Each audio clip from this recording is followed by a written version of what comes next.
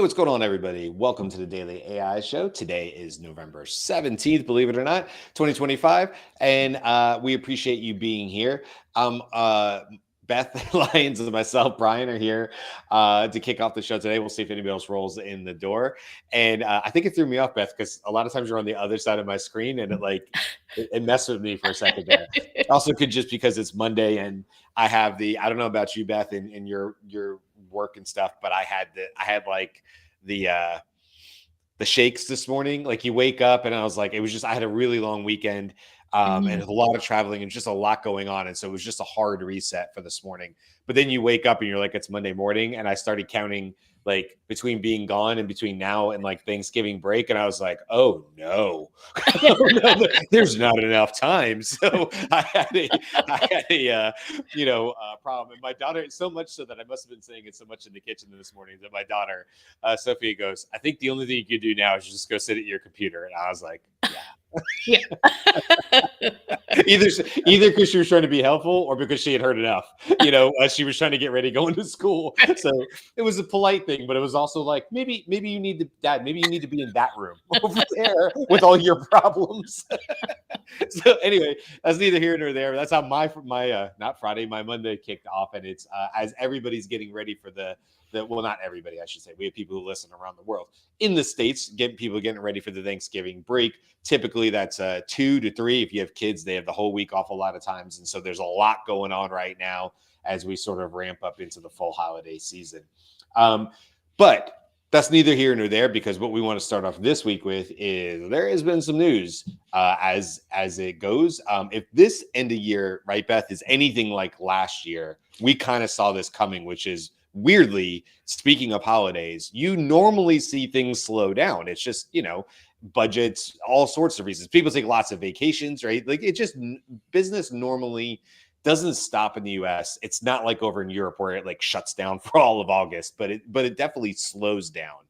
And AI news, at least, was last year was the polar opposite, culminating when OpenAI decided to do their 12 days of OpenAI. We don't know if they're going to do that again this year, but that was a lot of fun. And they were just rolling out like small and big changes along the way. But I think two of the big ones we want to probably talk about today are what's going on with GPT 5.1. Maybe we'll hit that second, Beth, but also Gemini 3. So it's like somewhere out in the wild, if you're to believe Nate Jones, and he had a good video about it and his excitement for Gemini 3. It's sort of out there. They're playing the same role they've done for a while, but people are thinking Gemini 3 might launch this week or definitely before Thanksgiving. Excuse me one second. Yeah, and its codename is Shadow. Maybe is that true? Is it on? Has anybody said they've seen it on the not the leaderboard? No. Maybe that's why they're saying codename Shadow. I was assuming that was like in the, when the code comes out, something update, it's like, ooh, there's going to be something. Yeah. Yeah, I'm always impressed by people who are like sleuths, like modern day code sleuths, who are able to dissect reams and be like, this is different. This line of code is different than it was yesterday. Like, how do you do that? Probably with AI. But anyway, let's talk about Gemini 3 first, because we it's like everything else. Like we don't know. Just a lot of hype and stuff like that. But I think what it's demonstrating, and what Nate Jones was saying, but I would agree with him, which is this is probably the first time, if it holds to what people are expecting with Gemini 3. We already know how good 2.5 Pro is. We already know how good Notebook LM has been and has continued to be. We've watched them roll Notebook LM things into it. Their gems are getting better. One of the coolest things I saw was the gems pop up on your side panel. If you're in a Google Doc and you built gems, I did not know this was a thing until I just happened to run across it. Just one of these cool features. But the gems show up on the side. So what Nate's point was, and I'm curious what you think, Beth, is Nate was basically saying, assuming Gemini 3 rolls out, it is what people expect it to be. If we just watch the trajectory, that this will be the first time that OpenAI does not have the clear winner model. Like it's Google. Google is going to, potentially, I mean, we just saw 5.1. We can assume there's no bigger changes coming out from OpenAI in terms of the main model this year. I could be wrong, but that's probably the case. And now Gemini 3, and this is probably the first time. I mean, not that Google has not been doing amazing stuff here, but this is the first time where Nate's probably right, where Google will have the definitive lead in terms of the biggest, baddest, smartest multimodal model with Gemini 3 potentially, because they're theorizing about the things that it might be able to do, from better coding to other stuff. You can already do some pretty cool vibe coding stuff just in your basic Gemini. I don't know. I'll stop there because, like, I think it's really exciting, and obviously there's more. And this is kind of like the news of the day today. Like, a lot of this was coming out over the weekend. But like, what's your take on what you think Gemini 3, or what have you seen that maybe Gemini 3 is going to potentially be different? I guess. So, well, first I want to comment on that it's like the first time, because I feel like Google has been sort of chasing without, like, how do you chase OpenAI as Google, right? Google has so much more resources, history, that kind of stuff. And so that for me is the first time since whatever year it was, because Google was the leader, right? Good. The attention is all you need paper came out of Google. It's just that all those folks then went I mean, they're still going, right? They all went to OpenAI for a while. Now they're opening their own things. People are jumping in all of those ways. So I don't think we can ever count Google out. No. But I do think that if we say with Google is likely to have the best model and leapfrog over OpenAI, this also brings up Satya Nadella's comment that he made to Dwarkesh, I believe. I may have that name wrong. But on the like 6-hour interview podcast that I'm spacing the name of right now, he said that that what you are seeing and what you're likely to continue to see is that the research labs are basically taking the hits for everyone, right? So he could make the case for why it's better to not actually have an in-house research lab, because the research labs do all of the stuff and then you can copy it, right? I mean, it's don't come at me, but it's sort of the China model of IP, right? Like, cool. I know. It starts with a K. What's the name of the model that everybody's talking about? Kimmy, what's Kimmy. it called? Yeah. Kimmy. The same thing. And not to switch news topics, but like I saw like a meme or whatever, and they're like, Kimmy whatever just did what OpenAI could do or whatever. And I think this like it's just hype. It's like that drives me nuts, because again, it's the same kind of concept. And by the way, it just happened with Google too, with what Alibaba put out.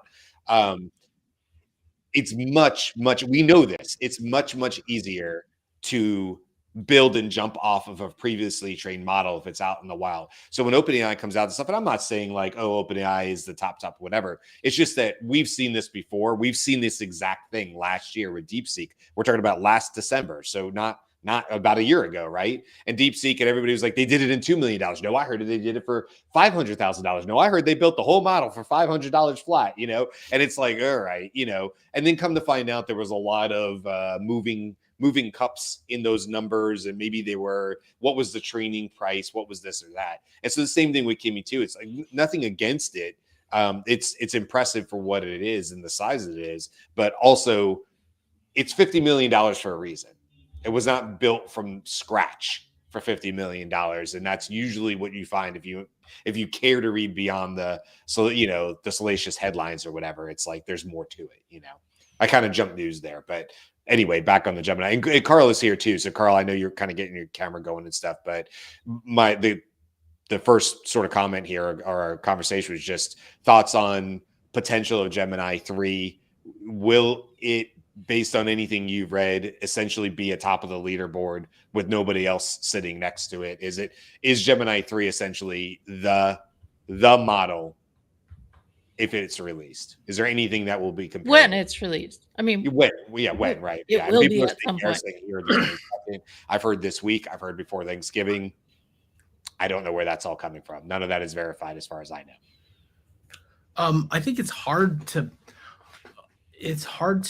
say that now, especially when people have memory. So it's like, Mhm.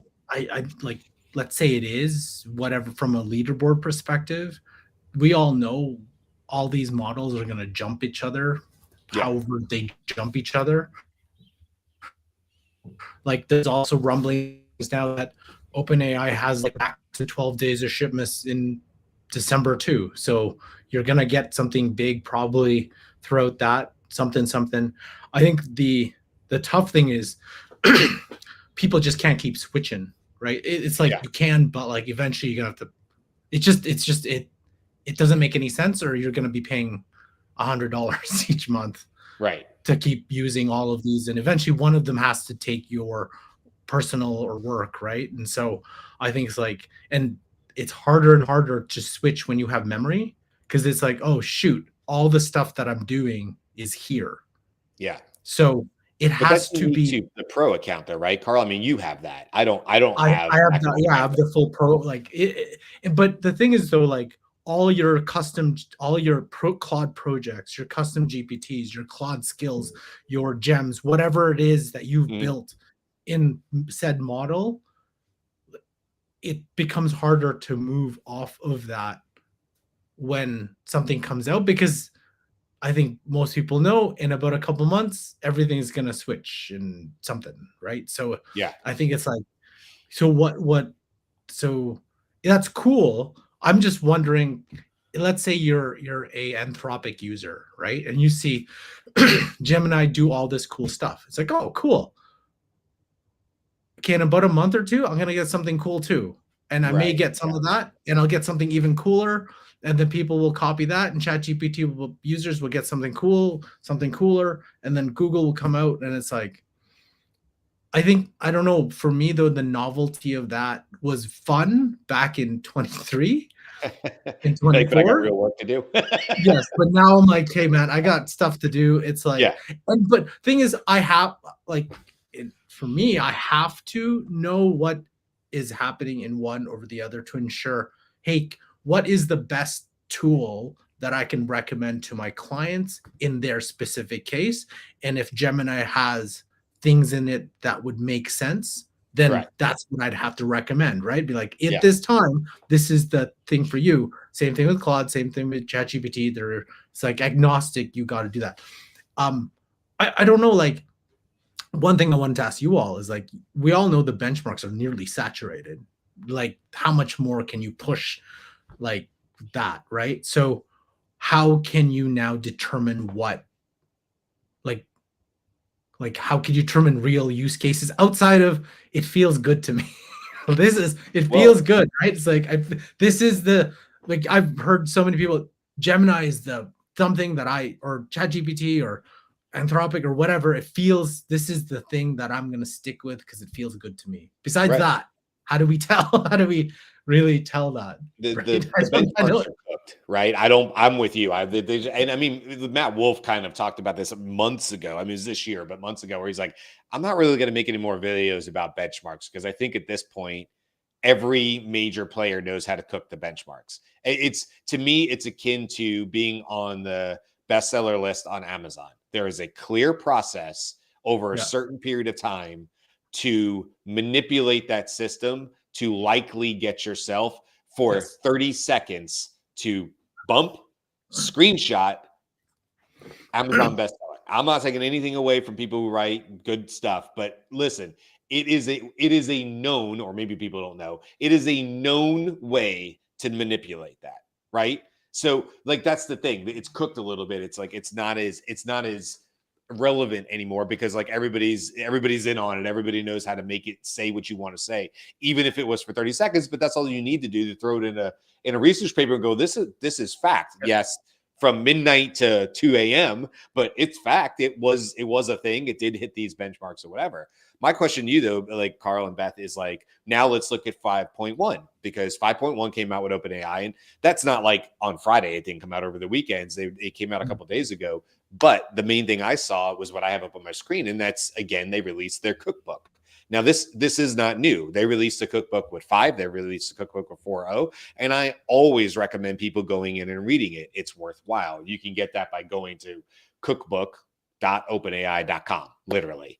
And you can find the 5.1 there. And if you take the time to read through it, you can find some really interesting things about how to use it with custom instructions and how to manipulate it. And of course, the big thing they came out with was, and I won't believe it till I see it over weeks, is the M dash. You know, Sam Altman was like, it's a little thing, but it's a big thing that if you say no M dashes, I'm like, yeah, we'll see. We'll see if it actually follows along with that or not. But his point was that it's better at following instructions. Well, it's not currently released, at least as of Friday, unless you guys have seen differently. My custom GPTs don't have an option to be built on 5.1 yet. So once again, you haven't? Nope. As of Friday. Because I think because yesterday I was switching through a couple of them and it was like 5.1. Because if you go, I don't know who has that, and maybe it slowly rolled out, but it's there. Because I switched to a couple of my GPTs are now 5.1. Okay, well, it would have to be there, because one of the big things that happened when 5 came out was that a bunch of GPTs broke. Right? I mean, 5.1 following instructions seems like, yay, do it, but also maybe specifically because of the big backlash against not you're using right. 5. I do have it now. I didn't have it. I only had, weirdly, it would start with 4.1, not even 5. It would start with 4.1 inside my custom GPTs, but I did just check and I do now have 5.1. So for whatever reason, I was on the delay there of where it was rolling. I know I didn't, because I was saying the same thing. And I'm like, oh, yay, because one of my biggest issues with 5, in fact, last week was when the week before last week, is when I literally had GPTs break in front of me. I was building for a client, and I always start my GPTs with "I'm ready to begin," because it was just an easy button, and I had coded that as a trigger wake word. It's like, for lack of better terms, it's become a bit of a calling card, because I don't know where I came up with that, but it just, "I'm ready to begin" was just like the phrase that I used a long time ago, and I've just stuck with it. And so for every client, I'll literally say, just click the "I'm ready to begin." It will tell you what it needs from you. And everybody goes, okay, good, because I didn't know how I was going to get trained on that. I'm like, this is a starting point. And well, about 10 days ago, using 5, which had not happened ever before, it would just say, okay, great, we have the files we need, and then just start running an answer. Yeah. It would immediately go, it would jump right over the trigger word where it's supposed to ask for information. By the way, not always a file. It would apparently read the knowledge documents that were baked into like the back of the custom GPT, read them, take that for being the files that the user was supposed to give, and just start creating shit, like made up stuff. It would just be like, I'll build you whatever you want. I was like, I was losing my mind to the point where I had to remove the "I'm ready to begin," deliver it to a client and say, I know this is broken and it's not going to be a great user experience, but just type okay. Like, it sucked. It sucked that I had to do that for a client. I was like, I can't, and they were like, oh, it's not what we really wanted. I'm like, I get it. Me neither. But I can't spend 6 more hours trying to figure out the "I'm ready to begin" problem, So now 5.1 comes around and I read that notebook and cookbook. And then I'm like, I don't know. What do you guys think? Because I'm like, okay, here we go again. I gotta read the cookbook, and then I gotta look at my prompting, and I gotta figure out where I might need to make holistic changes. But just like you're saying, Karl, across all my clients that I built for, it's 100+ custom GPTs. Yes. Like, that's a lot of work. If it fixes it, it's one thing. My problem is, what about the custom instructions and the persistent memory like you have? That is also going to continuously affect those custom GPTs, because no matter how I design it, your persistent memory and your custom instructions, I would believe now with 5.1, are going to take a higher priority role and could still mess with what I delivered. Agree, disagree? With what I was doing, actually, I think I told Beth this. I started taking Claude skills, creating the skill, and chucking it into my workflow because I found with skill, I'd have to do a little bit more work with 5. With skill, it followed it right to the T. Like I was like, I would just say, follow the instruction in this MD file. That's it. And then it would execute it and it would be so, I was like, this is so good. Yeah. Like the skill is so good and I can do all sorts of crazy stuff. And I'm just using Claude Skill Builder to help me build said skill. And that's what I'm doing.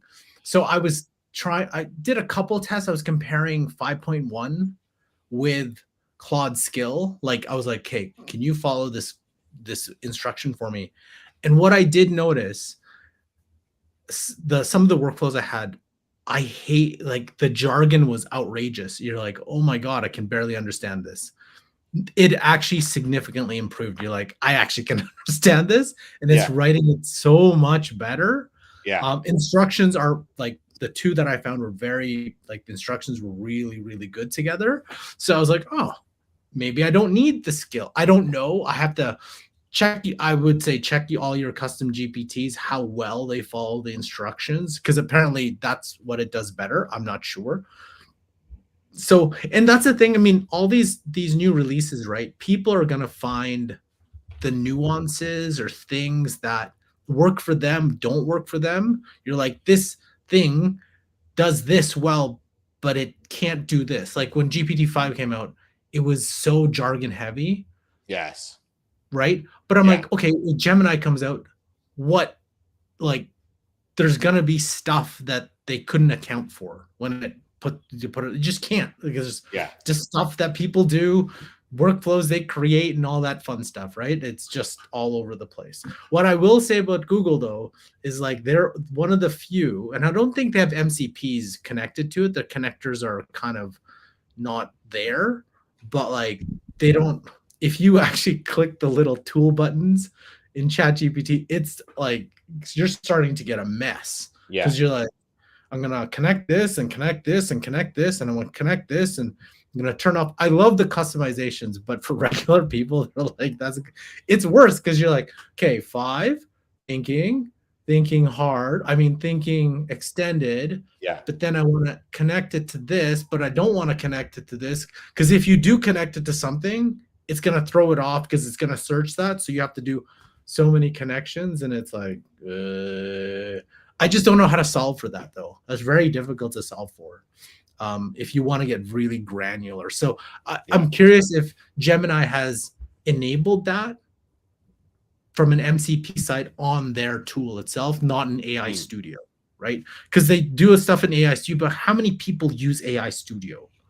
Us, people in the brain. Us, besides us, like who go to AI Studio and you're like, what? You want me to do what? Never mind. Just don't do it. Don't do it. Just don't do that. Yeah, because it's gonna get you more confused, and you're like, is this Gemini? No, it's AI Studio. Then what's Gemini? You know what? Forget it. Just never mind. Just forget it. Beth, I know you were jumping in there. I want to make sure we get pause so we can get all your thoughts on all this stuff coming fast and furious here. Well, I think Gemini, because Gemini is Google and connected to Google, it's the connectors happen more in like just relaxed chat, right? Like, oh, hey, upload this from your drive. Would you like to connect your full drive so you don't have to, do that kind of thing? And obviously it shows up in your, when you're using any of the tools, if you have Gemini Pro or Workplace, right? It shows up in those things too. I do think that, I think OpenAI Studio, not OpenAI Studio. Wow, it's a Monday. I think AI Studio is actually a little more user friendly now for non-tech, but I couldn't see if there was a way to play with 3.0 in AI Studio. It looks like it's only giving me 2.5 Pro and 2.5 Flash. So I don't know if there's a list of other models that there used to be that's just hidden now that I can't see, but those were my big things. I think I do think that this is going to be really interesting. 3.0. They're what's happening on X and has been happening maybe for a day or so is like tall tales about Gemini 3.0, right? Like, ooh, I heard Gemini 3.0 played chess against itself and both sides won, Yeah. you know, like that kind of stuff. Like the old Chuck Norris jokes, you know. So the hype is hyping for Yeah, sure. hype is hyping. Carl, I know you said you got to jump here in a second. Any last thoughts on here before you have to bounce, or any other news? By the way, we kind of came in on these two. Yeah, and really, yeah. There was one I thought, like, you can continue this conversation. I was listening to the Big Technology podcast on Friday, and they were talking about, or was it a couple days ago? Yeah, I don't know, Friday or Thursday. Mustafa Suleiman was on there, and Microsoft started their new artificial superintelligence lab, and he was being asked all the questions about the new deal and so on. I just thought it's neat that he said they were going to take it from a humanist perspective. Mm-hmm. And he had a little bit of concern in his voice, saying, hey, we gotta, these things could go off on us, so we got to make sure superintelligence is like human first, human led. And it was just interesting when he was talking about it, because from a Microsoft perspective, I'm thinking he's probably like, yeah, he's probably seen a little bit more, and like, wait a second, like, I want to make sure that forward. I just thought it was a really neat conversation he had where he was talking about that, and that's where Microsoft is going, because we all know what Meta was talking about, their superintelligence lab, and it seems more like I don't know, like, you haven't heard anything from Alexander Wang, like there's no podcast outside, and right, it's like, what do these guys do? Because Sam's always out there, Dario's always out there, right? The Google folks are kind of always out there, but like, what's like, they have that thing set, so what are they planning outside of Zuckerberg, right? So yeah, what's going on? So interesting. It was just interesting. Yeah, last thing I'll say right before, because I know you'll laugh at this, Carl. What was it, 2 years ago, when Jensen Huang sat on a stage and he's like, I mean, I don't really have anybody following me on TikTok, so I guess if some people want to follow me. And now he's like, he has an iconic leather jacket. And he does all the things, and everybody knows who he is because of NVIDIA, whatever. But I mean, it's only been 2 years. It's only been like, from the time I remember him sitting doing some small interview, and he was just like, yeah, I don't know. I mean, they're like, is it right that only 100 people follow you on TikTok? And he's like, yeah, I guess, if people want to follow me, and I don't know what the number is today, but it's more than 100, like he's obviously one of the major players in AI, obviously. But anyway, it's fun to think back, and I'm sure towards the end of this year, we'll do a bit of a retrospective, but it's fun to think back to how quickly we've evolved with some of these major players, And it's only been 2 years. Like, that's actually not very long. Like, crazy how we're like, 2024. You're like, it's like, we're not how past weird it is for him. He's been in NVIDIA like 20 plus years. You imagine how weird that must feel? He loves the company. Clearly, he loves NVIDIA. He's talked about like his passion for solving problems and all that. But you imagine how weird that'd be to be, let's be honest, in the twilight years of your career, probably. I mean, I don't know how many more years he's going to work, maybe 10, 15, but whatever it is, he's been there 20 plus years. And then all of a sudden you become like a major public figure. Like, that's got to be what an adjustment for him, that people would recognize him. I'd recognize him in an airport. Like, Greg is saying that's less than a copier lease. And Greg, I'm not sure that people know what copiers are or copier lease. I know what a copier is. What's a copier lease, other than literally what it sounds like? Yes. Literally lease copiers? Copiers used to be so expensive that you would lease them. Gotcha. Okay. Yeah, I was going to say, they would lock you in because Xerox got you for the full 24.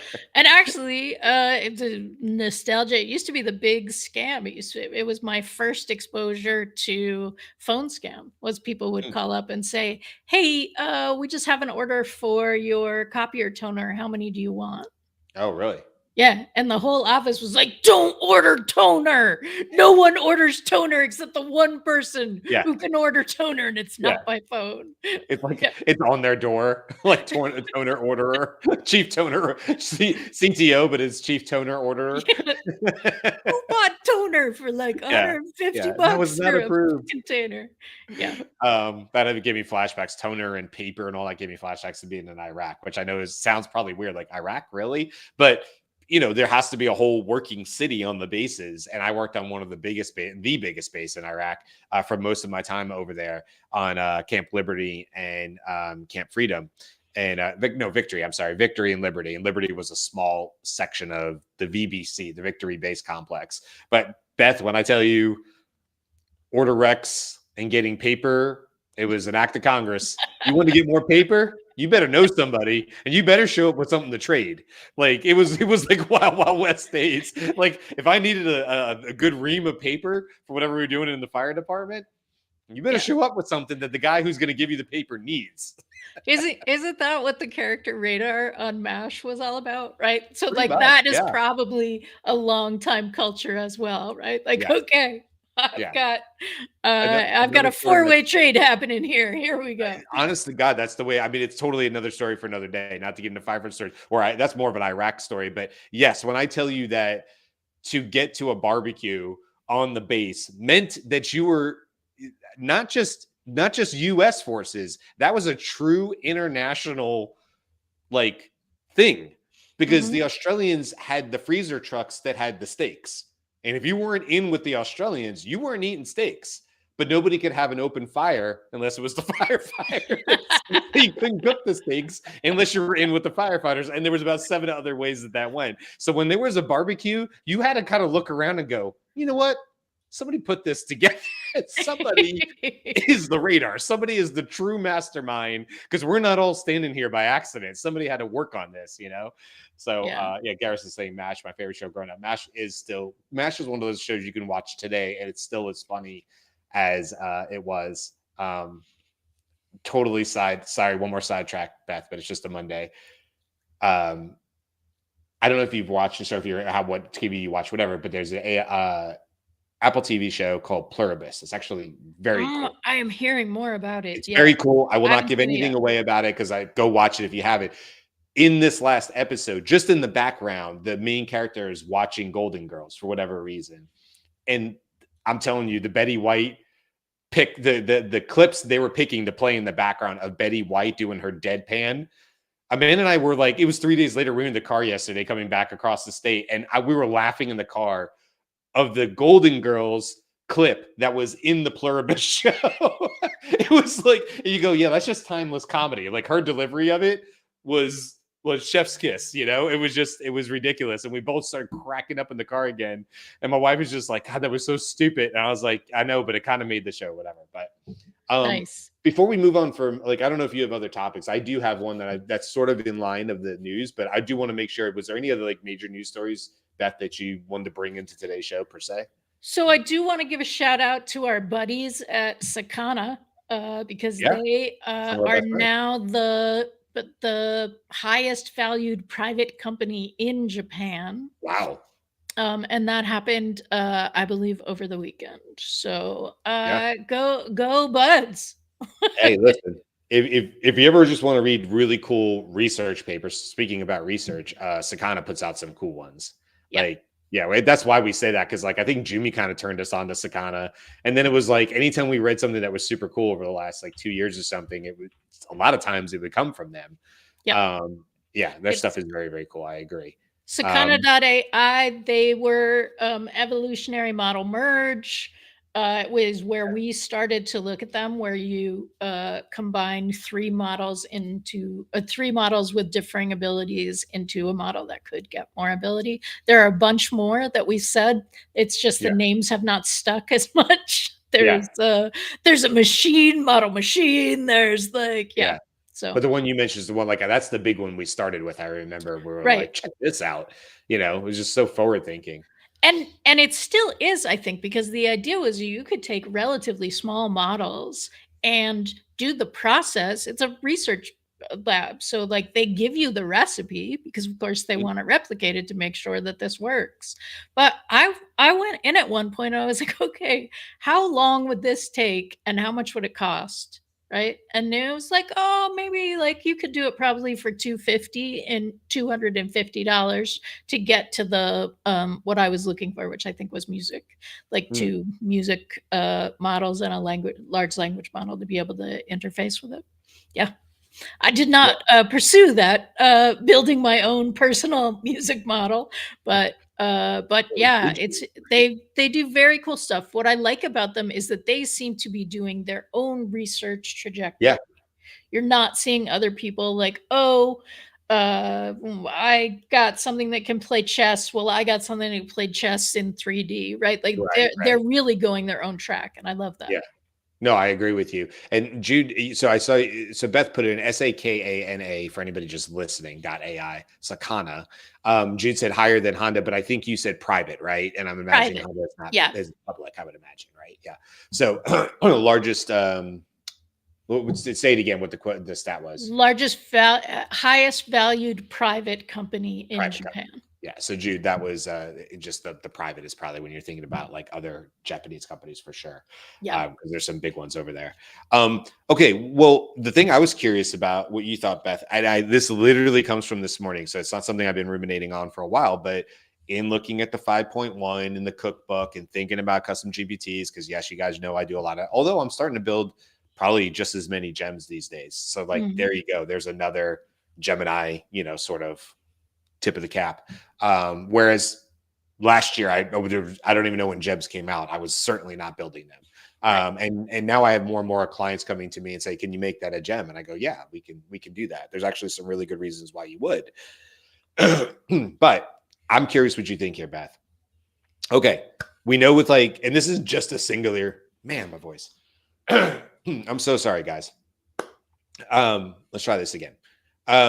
I know this wouldn't be just singular to Gemini. Truly, let's pick any of the models that have a custom GPT-like offering, wherever you want to plop that in. And I was thinking about this and I go, oh, geez, you know what? I think I know what the game plan is here. Now, I've been saying with custom GPTs specifically that they're slow to get better. Now, being able to pick models, all welcome changes. But for the most part, custom GPTs have looked pretty much like custom GPTs now for 2 years, probably more than that. I mean, I built my first one, whatever day they came out, I think in 2003. So we're 2+ years at this point.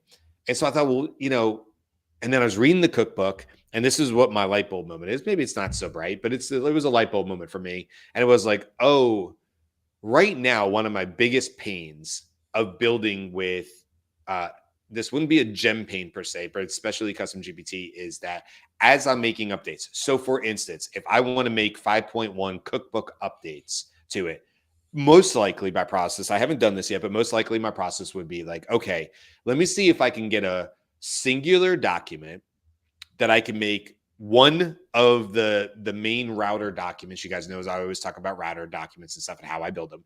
So the router would point to this and say, look, these are the rules of the road. And I would take that minimal one-line change plus that new document. I would upload that document. And then basically that becomes my cookbook document that I can then update the next time there's another cookbook and I need to make changes. And it would supersede that GPT and all the knowledge files in there to say, this is the way we operate, right? Which I think is fine. But that's still a pain for me. The process as of today is still a lot of download, fix it, upload, change the file, because they're like hard coded. Now, gems are a little different. They'll connect to a Google document, and that does make life easy because it's a bit of a live document. But anyway, to my point, Beth, and just curious what you think here, like genuinely curious. I think where custom GPTs and gems are going is actually the vibe coding. I think what will happen is your builder for custom GPTs will go the way of what feels like a native vibe coder. Now, Gemini is already sort of there. Codex and things gives you some of that play with OpenAI, but it's not innate. Like it's not like the way you would use 5.1 right this second. Right. But what I'm imagining is when you go to make these updates in the future, as the admin, as the builder, right, the dev, I will go in and I won't be looking at like what I'm looking at now, which is just the configure side of it, right? Where maybe they make live documents or whatever. I think what I'll actually see is like more of a terminal, like we see with vibe coding, where it's like, well, I can read all your documents and they're all live now. Like I will go put them where you want me to put them. Maybe custom GPTs just have a more defined vector storage that it's writing to. And so what will happen, right, Beth, is I'll just say like, well, look, there's been a new cookbook. And so I need to make this, maybe even forward thinking, I need to make this change across every custom GPT that I have been an admin dev of, that I own, right? Across clients, across whatever. And I need to push this change essentially. And I'll just vibe code, for lack of a better term, but essentially I will work with the thing to fully kind of give it like a project document that says, well, this is the changes I'm looking to do. We'll have a discussion, me and the GPT, you know, the AI, back and forth. And then it will just push, I'm assuming originally to one, but maybe to many. It'll push that change and dynamically upload those files the way we would normally see that right now. Like Google came out and said like, hey, we'll basically host your stuff for like damn near free. You know, they're taking that same model as your photos. Just put all your photos here. It'll cost you next to nothing unless you get over a terabyte. Then we'll charge you $2.99 a month. And you're like, all right, fine, whatever. It's $2.99 is less work than cleaning out my photos. And so they got you, you know, like you're there. And I think it's going to be a similar thing where it's like you pay almost next to nothing, maybe nothing, to host these files in an open AI, or Google's already going down that road. And then I'll just vibe code the changes that I want to these sort of what I would call today the custom GPT. And it will just make those changes and push them with more or less rewritten code and prompting, and say like, for now, it would be like, well, Brian, we think the change needs to happen in task 4. That seems to be where the conflict is. Go change task 4. And then I will literally rewrite task 4, download, upload, do all the things. But I think that's going to go away. I think it's going to go away in a, I don't know how it's going to go, but yes, I think there will be an interface in the front, and then there will be things on the back end that get changed a little more, like code updates get changed. What I'm thinking as you're saying it is that it is sort of the downside of do you still need your SaaS? Do you still need your Salesforce? The Salesforce update process is that you like there are 3 updates a year. There's stuff that gets worked on all the time, right? And there's a whole voting process about what gets fixed and that kind of stuff. There are 3 updates a year. You go and you look and see when your thing is going to get updated. You don't have a choice. Like you can't say, "Oh no, I don't want the update." These are pushed. Yeah. And then the admins, and generally it's like anyone with a Salesforce certification is ready to work 24 hours on that weekend to see if anything got broken and fix it. Yeah. And as someone like, you can't do that I mean, you even scaled can't do that. You would need you would need your counterparts in each of the companies. Yeah.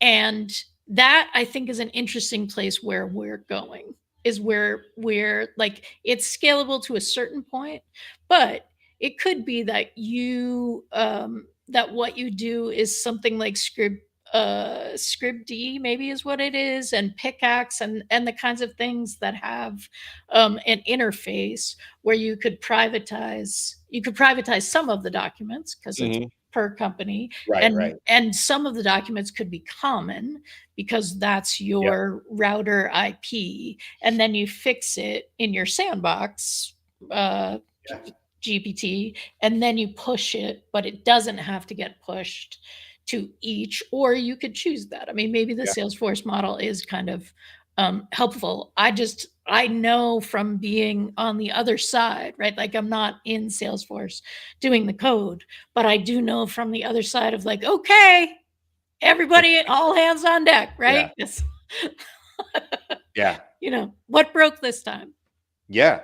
Listen, so here's what I would say. Here's my sort of like, I'll put this out there. I think GEMS custom GPTs are going to see a radical change in the next year, because I feel like there's a convergence of other technologies. Again, with AI, you can kind of see these things coming and go, A plus B equals C type of stuff.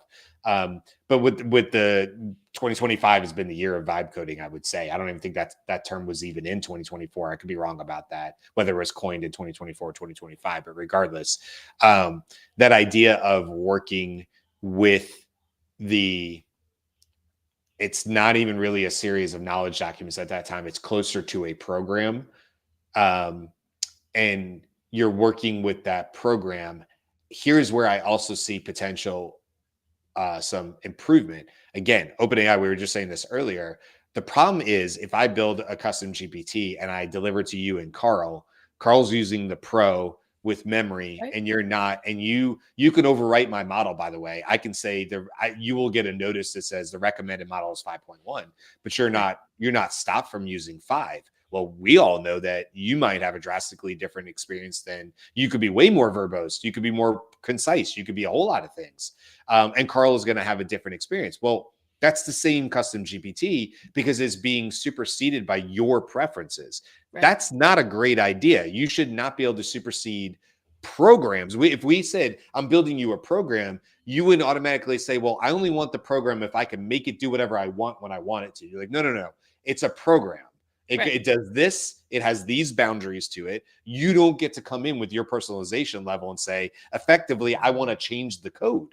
Right. I'd like to change the code. You're like, well, you can, but we would say at that point, you now own the responsibility of it being broken. If you want to jailbreak it, that's fine. You're going to have to go through 6 screens that say, are you sure that you want to jailbreak this and do it your way and use your memory and stuff? And if you say yes, that's fine. That is not the way this is done. I mean, I have clients that I build these for all the time. We're not talking about, hey, what happens if your clients basically effectively overwrite the scripting that I do? I'm building for your purpose. We've had a conversation where we've met. I know what your end goal is. I know what you're looking for. Me and the person I'm talking to on the phone or on the phone. Yeah, right. The screen in my Google Meets. But that's just 2 people. And we're coming to an agreement about what great looks like. And then they have testers and stuff. But what I feel like we're going to see more and more and more, unless we see some big changes here on how these custom GPTs, these mini programs work, these super prompts, for lack of a term, work, is they're going to get bound into vibe coding, probably programs that exist. And that will, I hope, cut down on the variance that I'm seeing. Because if this is the path forward, I don't see it's actually not a path forward. Because everything I build would just be like so random to the person that's using it. And they'd be like, well, it's broken. And I would be saying forever till I was blue in the face. It's not broken. It's what you've chosen to do on your side. And I can't fix that. Right. If I were going to predict the future, I would guess that at some point in the next year, people who do what you're doing will move to a different back end, right? Because really what you're doing is you're coding with English, but you're coding and I mean, you've got a router system, right? Like you literally are coding handoff and save this in a get the value and write the value to this and save the value until I tell you to overwrite it with something else. You're just borrowing the interface of the ChatGPT. And that's not a super hard interface to do. So I named a couple things. Another option, I think that I'm seeing more people go to it, but it's still a tiny group of people. But typing mind was something that that was mentioned. That was mentioned by a friend of ours way back in the AI exchange days. Which is long ago for us, but the AI exchange still exists and they're doing great stuff.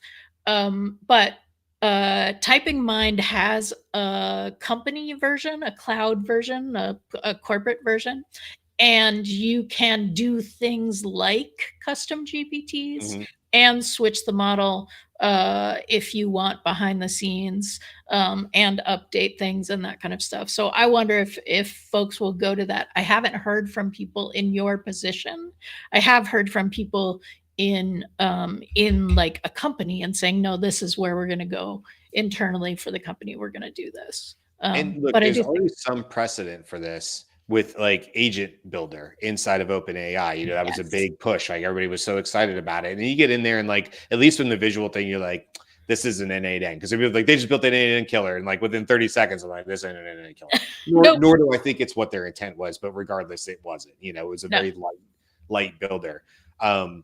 But the whole thing I had was, oh, can I build essentially agents in their agent builder that are called into conversations inside of OpenAI or ChatGPT? Because at that point, I've essentially I've solved the same problem just a different way. Well, I do think that'll be the case, and I think right now you call a custom. Well, most people just open the custom GPT, but for anybody who might not know this, you can at that literally the at symbol of that GPT. You know this, Beth. Obviously, I'm just saying for everybody else, and call it into a conversation. It's actually a pretty powerful thing. It's you know, but a lot of people don't realize they can do that and just be like, "Well, call in this expert," and you're like, "Yeah, go ahead," you know, and they can right into the conversation they go. So we already know it kind of works like that. You can build these sort of agents that are experts or like the skill sets. You could do that too, and just call them in when you need them, but what I really see future wise here is less variance on the like how the custom GPT. I will basically from my side, because I'm not a coder, so I will, you know, for lack of a better term, vibe code my custom GPTs, but some different, they won't be called that. It'll probably be called an agent, God knows. You know, and then I will just build agents. I hate to say that, but whatever, that's what they'll call them. I'll build agents and they'll just be called into conversations and they'll still be pinned on the left side of your OpenAI screen, you know, and I don't think that'll change, but the tool selection and persistent memory, I think will be a thing. Like, so you'll be able to, I build a lot of like training solutions for people or onboarding solutions, but one big drawback right now is that if you leave and don't use that tool, well, it's not a program. So that ChatGPT doesn't know where you left off with your training, right, Beth? And so you're like, well, hold on, I was back in, you know, whatever. And then it takes a lot to get back there, whatever. And I think that's going to go away because you're going to literally be able to be like, no, Beth, you're using the agent. Do you want to pick up where you left off a month ago on whatever phase 2 of your onboarding is? And you'd be like, yeah, but I need a refresher because it's been a minute. And it's like, yeah, no problem. And it knows exactly where you left off, exactly what you were struggling with or not struggling with. And it just simply picks up like what would that be? A learning, what are those programs called? Learning programs. I just can't think what they're called. Right. So they know that you've gone to this lesson, yes, whether you went to it on your phone or something else. Yes. Yeah. I think what you're talking about is interesting. And I wonder if Google's going to get there first because Google has a much more robust canvas. Build me this little, right? It's not even, I mean, it's vibe coded, but it's practically like a pretty automation. Right. When you're building in their canvas, but they have the same thing like Claude artifacts where you could save it and share it around. To my knowledge, they don't have the pin this mini app on your sidebar, but that's like you just need that. And then you need the thing that says, can I share it with someone or can someone subscribe to my mini app and pin it to their sidebar? Exactly. I agree. That's coming.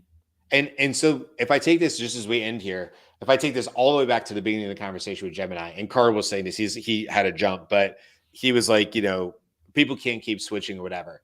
What I feel like though, and this is not just Google, would be any of the major players, Microsoft, any of them. When we talk about what Gemini 3.0 does, increasingly what I find myself saying is, yes, 2.5 Pro to 3.0 might be in itself an amazing model. But what I'm starting to care a lot more about and what would make me a full Google house, right? For instance, like literally I could leave OpenAI. I'll be honest with you. I could do everything inside of Gemini these days, right? So I do not feel like I'm tied to OpenAI. I understand Karl's reasoning, but this is my point. it's more than just Gemini 3.0, isn't it? When you say Gemini 3.0 and you're doing this stuff, you're going, oh, you know what that means? They're also all of everything DeepMind is doing. They're also everything they're doing in the AI studio. They're also everything that's going on with YouTube. They're also everything going on with Google Maps. They're also everything going on with name it, right?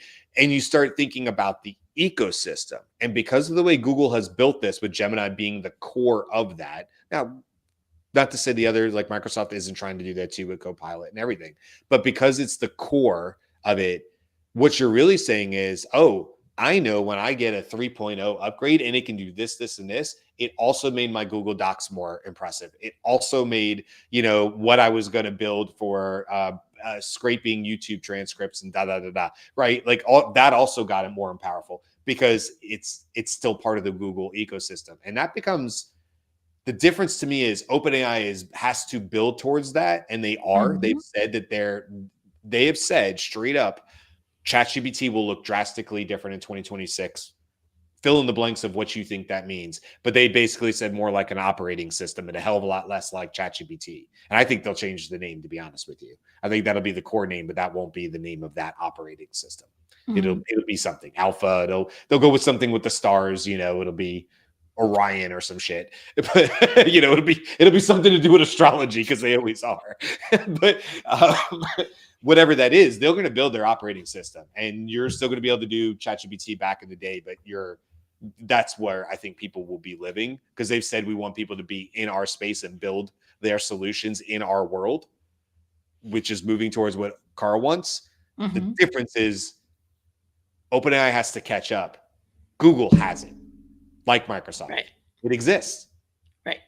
And so, yeah, they were a little slow and there was the red alerts and the things 2 years ago, but that just ain't the Google of today. And they're running on all cylinders. So I think this ended up being a little bit more of a prediction show than maybe I intended for Monday. We'll leave that towards the end of the year. But I don't know, Beth. This is big stuff, and it's speeding up, and it's, we'll see what happens with 3.0 and whether it meets people's expectations. I don't want to just be all about the hype train, but again, it's more than just the model these days. It's about the entire ecosystem. It's also about how much you're thinking about the end user. And I will, this is the last comment that I'll make. I personally am frustrated with custom GPTs because I have had to hack my own knowledge documents because they exist in Tacoma Park on a hard drive that I can't get to. Mm-hmm. And the duplicate that I tested them both when I made them, the duplicate that I made as a gem, I can see what the knowledge docs say. Yes. Right? Like yes. I can get into them in custom GPTs. I cannot. I know, it's a weird. ChatGPT has always been very pleasant about would you like me to just I don't remember what it said. There was some verb, but basically, would you like me to spill my guts about the document? Yeah, right. Yes. Yeah. Yes, I would. Thank you. And I think it missed like a parenthesis or something. Like it was so accurate when I went and looked at the gem. But and those kinds of end user things, right? Like you're upgrading. I need to see things. If there is a list, if there is a name of a file, I should be able to click it and see preview it. Like, yes, why can't I preview it? That's insane. I agree. Same with voice interaction.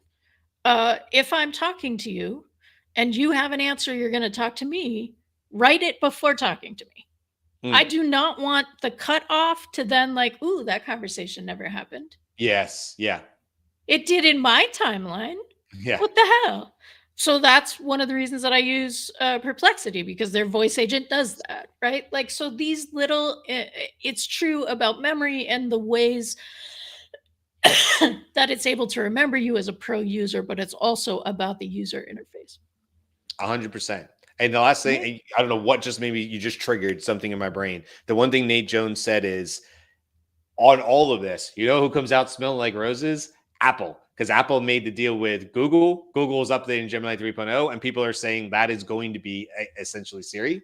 And so, yes, you know what? The general Apple user does not care that Gemini 3.0 is the backbone of Siri. They just want it to work better on their phone. And I think this is the clear direction forward. And if that's in fact what ends up happening, all of a sudden Siri's going to get much, much smarter. And maybe Apple will continue to build their own internal, and then they'll break, and they'll have a famous breakup between them and Google again. But they are super smart for just saying, you know what? Yours works pretty good, and never mind all this Android, Apple, like we just need that to be the backing for Siri. So I think Apple's going to end up coming out smelling like roses when this is all said and done, because people are going to be just thrilled to finally have a Siri that works on their phone.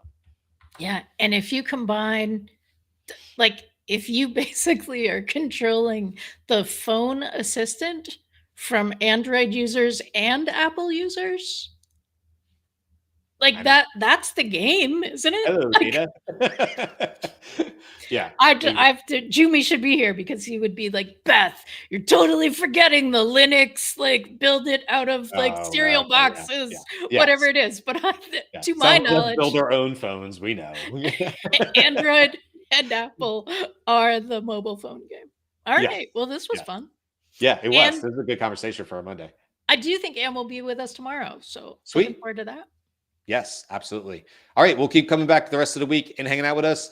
We're at an hour, so we're going to let this thing go. But come on back all this week. We'll be here all this week. We'll be all here next week, even with the holiday break and stuff like that. We usually have at least 2 people here holding it down on turkey days and other days. So, don't forget about us here. We're here every Monday through Friday. So come back and enjoy the rest of the week with us, with all other sorts of guests and people coming in and out of the door. That's it for today. See you guys. Thanks.